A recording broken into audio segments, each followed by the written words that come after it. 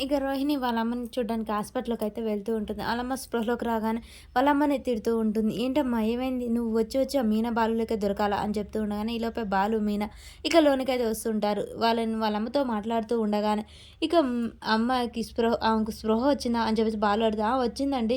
వెళ్లి చూడండి" అని చెప్తూ ఉండగానే రోహిణి వాళ్ళొచ్చేది గమనిస్తుంటుంది. "అమ్మ బాలు, మీనా వస్తున్నారు. నేను వెళ్తాను" అని చెప్పేసి వెళ్లి పక్కకు దాక్కుంటూ ఉంటుంది. ఇక ఇంతలోపే మీనా, బాలు లోనికి వెళ్తారు. "అమ్మ ఇప్పుడు ఎలా ఉంది మీ ఆరోగ్యం?" అని చెప్పగానే రోహిణి అక్కడే ఉండి వీళ్ళ మాటలన్నీ వింటూ ఉంటుంది. "బాగానే ఉందమ్మా. చింటూ తిన్నావా నాన్న?" అనగానే, "ఆ! తిన్నానమ్మా. నీకెలా ఉంది?" అని చెప్పేసి "మీరేనా వచ్చింది? నాకు చాలా మీకు రుణపడిపోయానమ్మా. నన్నెప్పుడు మీరే కాపాడుతున్నారు. మీ రుణం ఎప్పటికీ తీర్చుకోలేను" అని చెప్పేసి దండం పెడుతూ ఉంటుంది. "సరేనమ్మా ఇక్కడికెందుకొచ్చారు?" అనగానే, "మీ కూతురిని కలవడానికొచ్చారా? ఒకసారి మీ కూతురు అడ్రెస్ ఇవ్వండి" అనగానే, "మా కూతురు లేదు, దుబాయ్ పోయింది" అని అబద్ధం చెప్తుంది. ఇక ఈలోపే సరే మేము బిల్లు కట్టేసిస్తాం అని చెప్పేసి వాళ్ళు వెళ్తారు. రోహిణి అక్కడికి వచ్చి, "అమ్మ తొందరగా ఇప్పుడే మనం వెళ్దాం.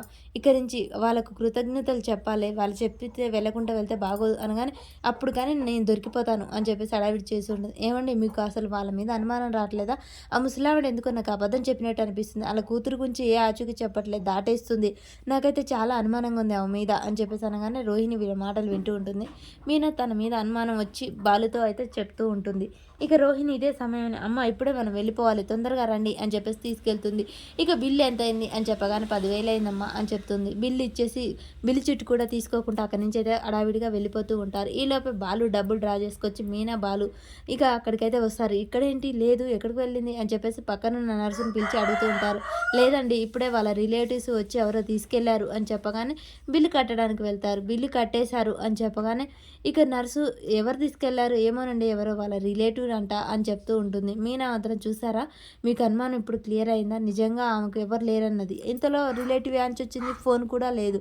ఇంతలో వచ్చి తీసుకెళ్ళిందంటే నాకేదో డౌట్‌గా ఉంది" అని చెప్పేసి మీనా మాట్లాడుతూ ఉంటుంది. ఇక రోహిణి ఇంతలోనే తన ఫ్రెండ్ ఇంటికి వీళ్ళని తీసుకెళ్ళి, "అమ్మా నీకిప్పుడే చెప్తున్నాను. మళ్ళీ మళ్ళీ బాలు, మీనని నువ్వు కలవద్దు. వాళ్ళతో మాట్లాడొద్దు. నువ్వు నా సమస్యని ఇంకా పెద్దది చేయొద్దు. నాకు బాలు మీద నమ్మకం ఉందే. నీ విషయం చెప్పు. వాళ్ళు అర్థం చేసుకుంటారు. అప్పుడు కానీ నన్ను ఇంట్లో నుంచి బయటికి గెంటేస్తారు. నీకు అర్థం కావట్లేదు. ఇదిగో చింటూ ఎప్పుడు ఆ మీనా, బాలులతో మాట్లాడొద్దు. సరేనా? ఏంటత్త ఎప్పుడు నువ్వు వాళ్ళని మాట్లాడొద్దంటావు? వాళ్ళు చాలా మంచివాళ్ళు. నీకే అర్థం కావట్లేదు. చెప్తే అర్థం కావట్లేదా?" అని చెప్పేసి చింటూ చెంప పగలగొడుతుంది. ఇక రోహిణి కోపంగా అక్కడి నుంచి అయితే వెళ్ళిపోతూ ఉంటుంది. మనోజ్ నెత్తిన చేయి పెట్టుకొని కూర్చుంటారు. "ఏంట్రా నెత్తిన చేయి పెట్టుకున్నావు? దరిద్రం తివ్వు. ఏంటమ్మా అలా మాట్లాడతావు? నేను నెత్తిన చేయి పెట్టుకోగానే దరిద్రం వస్తుందా? లేకపోతే ఏంట్రా ఇంటి మీద అప్పు అలాగే ఉంది. వడ్డీ కట్టలేదు. ఇప్పుడు నువ్వు చూస్తేనేమో ఉద్యోగం పోగొట్టుకొని ఉన్నావు. ఇప్పుడు పార్కులో పడుకొనొస్తే బాగుందా? అమ్మ ఇక నాకు ఈ వల్ల కాదు. నేను రోహిణితో నిజం చెప్పేసా." "ఆ! అప్పుడు చెప్పు. అప్పుడు కానీ నీ నెత్తిన ఒక తన్నుదాన్ని దండం పెట్టి ఇక్కడి నుంచి వెళ్ళిపోతుంది. నీ జీవితం బాగుపడదని. అప్పుడు కానీ చెట్ల మీద, కొమ్మల మీద వాలుతూ పార్కులో పడుకుందువు కానీ" అని చెప్పగానే, "అమ్మ ఏం మాట్లాడుతున్నావు? ఏంటి అలా ఫ్రస్ట్రేషన్‌లో ఉన్నావు? లేకపోతే ఏంట్రా 40 లక్షలు తీసుకుపోయి ఎవరికో బొందకు కొట్టొచ్చావు. ఇప్పుడు ఉన్న ఉద్యోగం కూడా పోయింది. ఏదో ఒక ఉద్యోగం ఉంటే కొద్దిగా అప్పన్నా తీరేది మనకు" అని చెప్తూ ఉండగానే, ఈళ్ళిద్దరూ ఈ విషయం రోహిణికి తెలిస్తే మాత్రం అస్సలు బాగోదు. "నీ ఉద్యోగం విషయం అట్టపెట్టు. కానీ నీకు పెళ్ళే లేకుంటుంది." అప్పుడు ఆ బాలు, మీనా సంసారం చేస్తూ గంపెడు పిల్లలతో సంతోషంగా ఉంటారు.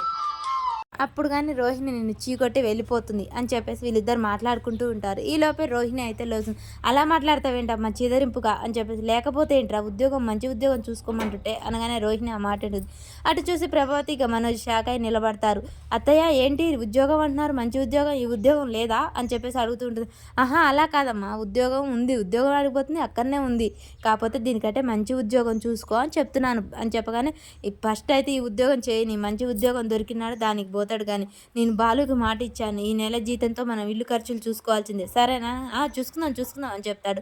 ఇక రోహిణి అయితే మనోజ్ కట్లు ఇప్పుతూ ఉంటుంది. ఇక ప్రభావతి చాలా సీరియస్‌గా ఆలోచిస్తూ ఉంటుంది. సత్యం వస్తాడు.